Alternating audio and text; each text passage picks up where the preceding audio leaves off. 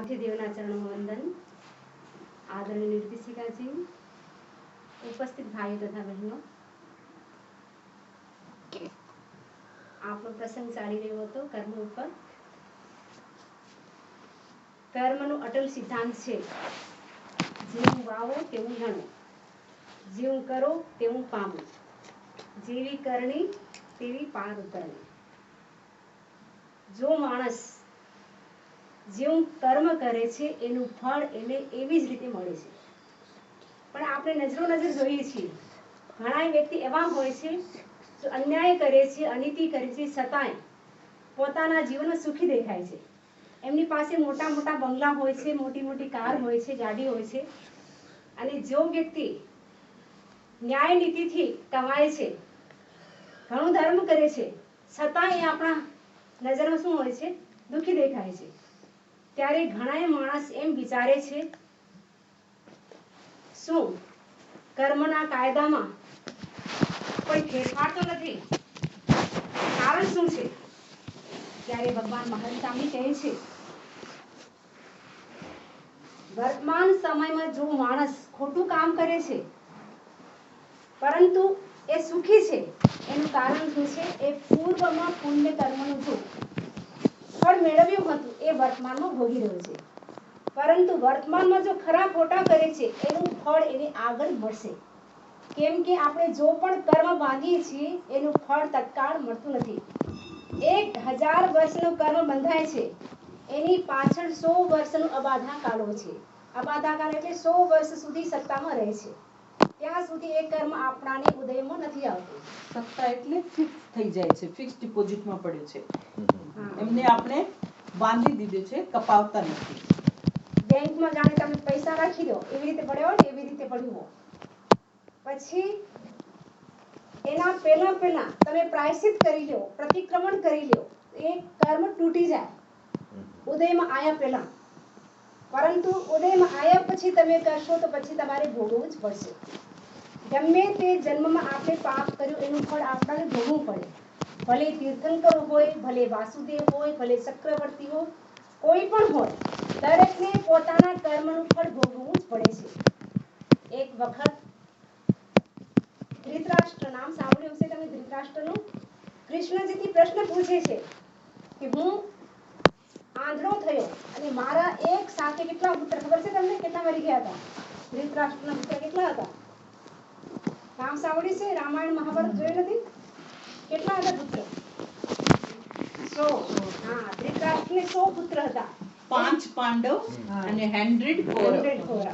તો ધૃતરાષ્ટ્રના 100 પુત્ર હતા, એ એક સાથે મરી ગયા, એક સામટા એક સાથે મરી ગયા।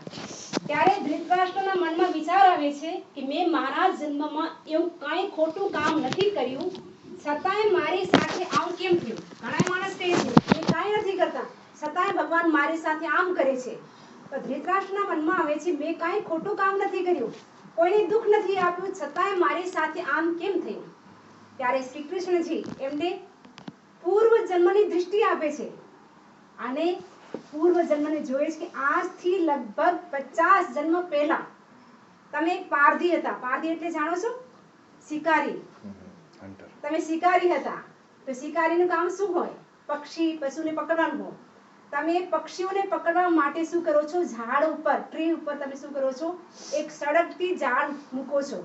એ સળગતી ઝાડથી પક્ષી બચવા માટે કેટલા બધા ઉડી જાય છે, પરંતુ એ ગરમીથી એ પક્ષી આંધળા થઈ જાય છે અને જો નાના નાના 100 પક્ષી હતા ત્યાં ને ત્યાં બળીને ખાક થઈ જાય છે।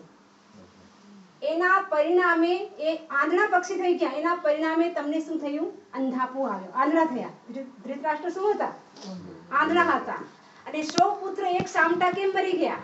કેમ કે નાના નાના જો પક્ષી હતા એક સાથે 100 પક્ષી ત્યાં ને ત્યાં બળીને ખાક થઈ ગયા, એને પરિણામે તમારા 100 પુત્રો એક સાથે મરી ગયા। એટલે કહેવામાં આવે છે કુદરતના ઘરે ધેર પણ નથી અને અંધેર પણ નથી। જે આપણે કર્મ કરીએ એનું ફળ આપણાને મળે જ છે। કહેવામાં આવે છે તમે બુદ્ધિશાળી હશો તો તમે કોર્ટમાં જશો, વકીલથી તમે બચી શકશો, પરંતુ જો સુપ્રીમ કોર્ટ છે, કુદરતનો જો કોર્ટ છે, એ તમને ઝાલી પાડશે, એનાથી તમે નહીં બચી શકો. એના આગળ કોઈ લાગવાગ નહીં ચાલે, એના આગળ કોઈ સિફારિશ નહીં ચાલે.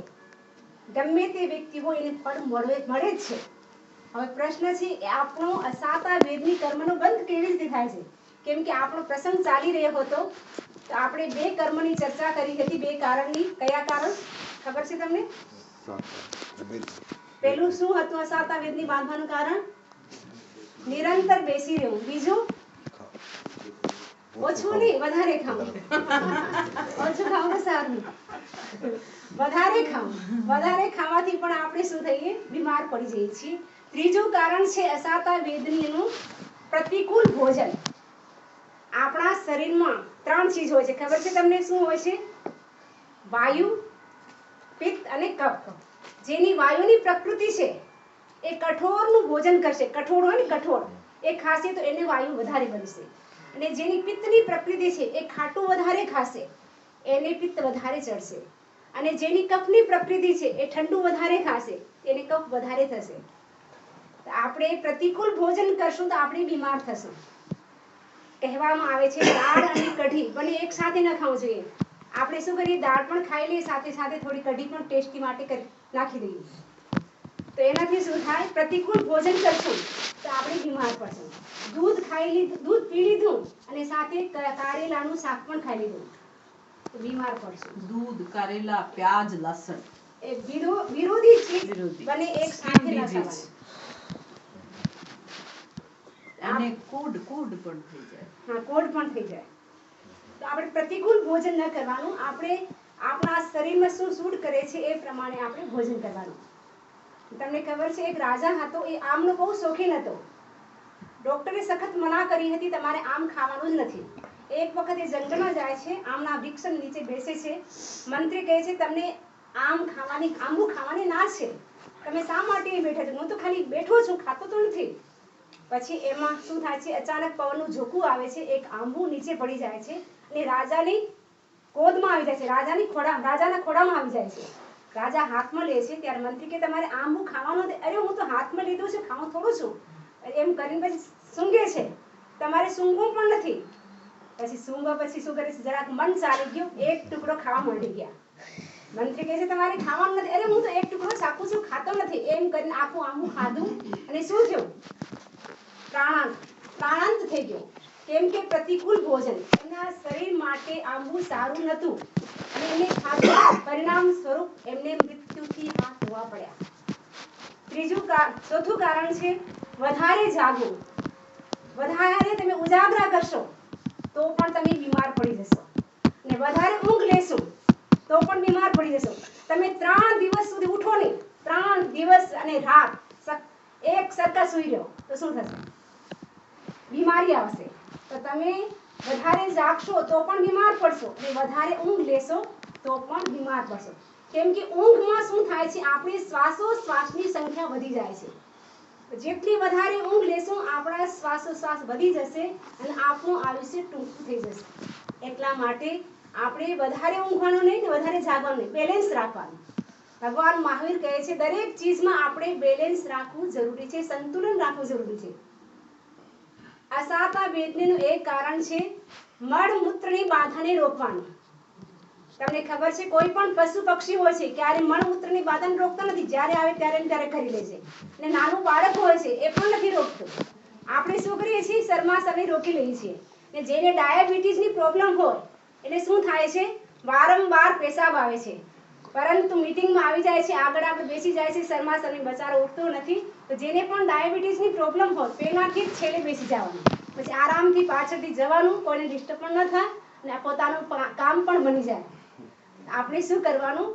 આપણે મળમૂત્રની બાધાને રોકવાનું નહીં. 10 વૈકાલિક સૂત્રમાં અહીંયા સુધી કીધું છે કે કોઈ પણ મુનિ અથવા સાધુ ગોચરી માટે જાય, રસ્તામાં એમની બાધા થઈ જાય મળમૂત્રની, તો ત્યારે ને ત્યારે સ્થાન જોઈને વિસર્જન કરી લેવું જોઈએ, પણ રોકવાનું નહીં. કેમ કે મળમૂત્રની બાધાને આપણે રોકશું તો આપણી આંખની નજર ઓછી થશે. એટલા માટે મળમૂત્રની બાધાને રોકવાથી પણ અસાતા વેદનીનો ઉદય થઈ શકે. એક કારણ છે પંથગમન, એટલે વધારે ચાલવું. ચાલવું સ્વાસ્થ્ય માટે સારું છે, તમને લાગે કેતનબેન કે આમ કેમ ચાલવું સારું છે પરંતુ વધારે ચાલવું એક સાથે તમે 20 કિલોમીટર 25 40 50 ચાલી જશો તો શું થશે પગ દુખવા આવી જશે અને બહુ તમારા અંદર અસાતા થઈ જશે ચાલવું સારું છે 4 કિલોમીટર 5 કિલોમીટર પણ વધારે ચાલશો એનાથી શું થશે અસાતા વેદનાનો ઉદય થશે અને નવમું કારણ છે કામ વિકાર 5 ઇન્દ્રિયનો અસંયમ આપણી પાસે 5 ઇન્દ્રિય છે તમને ખબર છે આપણા પાસે કેટલા કાન છે તમારી પાસે કેટલા છે કામ કેટલા છે કાન શું કરે છે કાનનું કામ શું છે સાંભળવાનું કાન 2 છે અને કામ એક જ છે આંખ કેટલી છે 2 છે કામ કેટલા છે Kids here. બે કામ છે કામ એક જ છે શું કરે છે આંખથી શું કરે છે આંખથી જોવાનું કરીએ છીએ આંખ 2 છે અને કામ એક છે શું છે જોવાનું અને નાકના છિદ્ર કેટલા છે 2 છે કામ કેટલા છે એક છે સૂંઘવાનું જીભ કેટલી છે એક છે કામ કેટલા છે એક કોણ કે છે કામ કેટલા છે 2 છે જીભથી તો શું કરે છે બોલે પણ છે અને ખાય પણ છે You taste it and speak. Yeah. આપણી પાસે 5 ઇન્દ્રિય છે પણ એમાંથી બધાથી વધારે ઇન્દ્રિય શું છે જીભને વશ કરવી એ બહુ મોટી વાત છે કેમ કે જીભને ચટોકડી પણ કહેવામાં આવે છે અને લાલીબાઈ અને ફૂલાબાઈ અને બે નામ છે એક લાલીબાઈ એટલે ટેસ્ટી ચીજ ખાય છે અને ફૂલાબાઈ એટલે જો મીઠું બોલે ને કે આ તો કેવી સરસ છોકરી છે કેવી સરસ બહુ છે બહુ મીઠું બોલે છે એટલે એનું નામ ફૂલાબાઈ પણ છે આપણે શું કરવાનું છે 5 ઇન્દ્રિયનો અસંયમ છે એનાથી આપણાને શું થશે અસાતા વેદનાનો ઉદય થશે આ જો 9 કારણ છે એનાથી તો આપણા અંદર અસાતા આવશે અને હવે આપણે શું કામ કરીએ જેનાથી આપણા શરીરમાં સાતા મળે આપણે કહીએ છીએ કે સાતા આપવાથી આપણાને સાતા મળે અને અસાતા આપવાથી અસાતા મળે આપણે શું કામ કરીએ જેનાથી સાતા વેદનાનો કર્મનો બંધ થાય તો ભગવાન મહાવીર કહે છે પ્રાણી માત્ર ઉપર અનુકંપાનો ભાવ દયાનો ભાવ મૈત્રીનો ભાવ જો માણસ દરેક વ્યક્તિની સાથે મૈત્રીનો ભાવ રાખે છે અનુકંપા રાખે છે દયાનો ભાવ રાખે છે એનાથી સાતા વેદનાનો કર્મનો બંધ થાય છે બીજું કારણ ભગવાન મહાવીર કહે છે મન વચન અને કાયાથી કોઈને પણ કષ્ટ ના આપવાનું મનથી આપણે કોઈનું અનિષ્ટ ચિંતન કરી લીધું બોલ્યા કાંઈ નહીં મનથી વિચારી લીધું આમ થઈ જાય તો બહુ સારું થઈ જાય બોલતા કાંઈ નથી અંદરથી તમને જરાક પણ ખોટો વિચાર આવી ગયો સામેવાળા વ્યક્તિના પ્રતિ તો પણ શું થશે અસાતા વેદનાનો કર્મનો બંધ થઈ જશે અને શરીરથી તો આપણે કોઈને કષ્ટ નથી આપતા કેમ કે આપણા જૈનના એવા સંસ્કાર છે અને વચનથી આપણે એવા શબ્દ બોલીએ સામેવાળા વ્યક્તિના દિલને ઠેસ પહોંચે એટલે કહેવામાં આવે છે શરીરની અંદર જો ઘા પડે છે એ તો રૂઝાઈ જાય છે પરંતુ જો વચનના ઘા પડી જાય છે એ ક્યારે પણ રૂઝાતા નથી ગોલીનો ઘાવ ભરી શકે છે પણ બોલીનો ઘાવ ક્યારે પણ ભરી શકતો નથી એટલે ભગવાન મહાવીર સ્વામી કહે છે ભાષા સમિતિનો ધ્યાન રાખવાથી પણ સાતા વેદનો બંધ ઉદય આવે છે સાતા વેદનો બંધ થાય છે તમે ભાષા સમિતિનો વિવેક રાખશો કે કેવી પ્રમાણે બોલવું જોઈએ એ ધ્યાન રાખવાથી પણ સાતા વેદનો બંધ થશે ત્રીજું કારણ છે આપણે કોઈને રડાવું નહીં પોતાના તરફથી કોઈને રડાવું નહીં કોઈને પરેશાન ન કરવું ઘણા વ્યક્તિની આદત હોય છે બીજાને પરેશાન કરતા રહે છે બીજાને રડાવતા રહે છે જૈન શાસ્ત્રોમાં 4 પ્રકારના ધ્યાન છે આર્ત ધ્યાન નામ આવડે છે રૌદ્ર ધ્યાન ધર્મ ધ્યાન અને શુક્લ ધ્યાન આર્ત ધ્યાન એટલે શાસ્ત્રની ભાષામાં નથી કહેતી આજની ભાષામાં કહું છું આર્ત ધ્યાન એટલે પોતે રડે એ આર્ત ધ્યાન રૌદ્ર ધ્યાન એટલે બીજાને રડાવે એ રૌદ્ર ધ્યાન ધર્મ ધ્યાન એટલે બીજાના આંસુ લૂસે એ ધર્મ ધ્યાન એ શુક્લ ધ્યાન એટલે જેની હાજરીમાં કોઈ પણ રડે નહીં દરેક ખુશહાલ રહે હવે આપણે ચિંતન કરીએ કે આપણે રડીએ છીએ અથવા રડાવીએ છીએ અથવા બીજાના આંસુ લૂસીએ છીએ અથવા આપણી ઉપસ્થિતિમાં દરેક ખુશહાલ રહે છે કોઈ પણ ઉદાસ રહેતું નથી આપણે આપણે બીજાને પરેશાન કરશું નહીં અને એની સાથે સાથે આપણે એવું કામ ન કરીએ આપણા નિમિત્તથી બીજાના મગજમાં ચિંતા આવી જાય. આપણે એવું વચન ન બોલીએ, એવું કામ ન કરીએ જેનાથી સામેવાળા વ્યક્તિના અંદર ચિંતા પેદા થઈ જાય. ઘણા વ્યક્તિ એમાં હોય છે, એવું બોલે છે તો સામેવાળા વ્યક્તિના અંદર ચિંતા આવી જાય છે. તો આપણે એવું કામ નહીં કરીએ તો સાતા વેદનીનો બંધ થશે. હવે તમે કહેશો કે અમારે તો અસાતા વેદનીનો બંધ થઈ ગયો, હવે અમે શું કરીએ? જો થઈ ગયો એને તો ભોગવવું જ પડશે.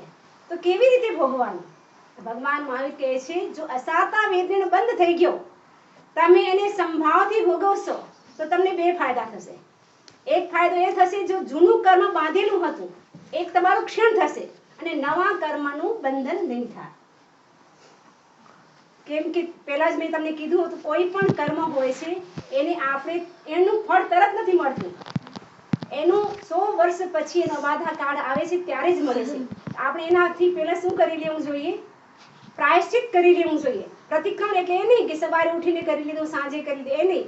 ત્યારે ને ત્યારે, કેમ કે છડમસ્ત છીએ આપણે, હજી સુધી વિતરાગ નથી બન્યા, એટલે ક્યારે પણ આપણાથી ખોટું કામ થઈ જાય, ગલત શબ્દ નીકળી જાય તો ત્યારે ને ત્યારે આપણે શું કરવું જોઈએ? માફી માંગી લેવી જોઈએ. આપણે માફી માંગી લેશું, આપણે પ્રાયશ્ચિત કરી લેશું તો આપણું જો અસાતા વેદનીનો કર્મનો બંધ થયો હતો એ આપણો નષ્ટ થઈ જશે. આપણે ઘણી વખત પ્રવચન સાંભળીએ છીએ તો એનાથી આપણે જ્ઞાન પણ મળે છે અને આપણે વિચાર કરીએ કે હવે આપણે એવું કામ કોઈ પણ નહીં કરીએ જેનાથી અસાતા વેદનીનો કર્મનો બંધ થાય. આજથી આપણે એ સંકલ્પ કરીએ કે અમે દરેકની સાથે મૈત્રીનો ભાવ રાખશું અને આપણે કોઈને પરેશાન નહીં કરીએ અને ભાષા સમિતિનો વિવેક રાખશું અને ઈર્ષ્યા નહીં કરીએ. આ દરેક કામ કરવાથી શું થશે? સાતા વેદનીનો બંધ થશે અને આપણે આરોગ્યને અને સુખને પ્રાપ્ત કરશું. એ જ આશાની સાથે ઓમ અરહમ.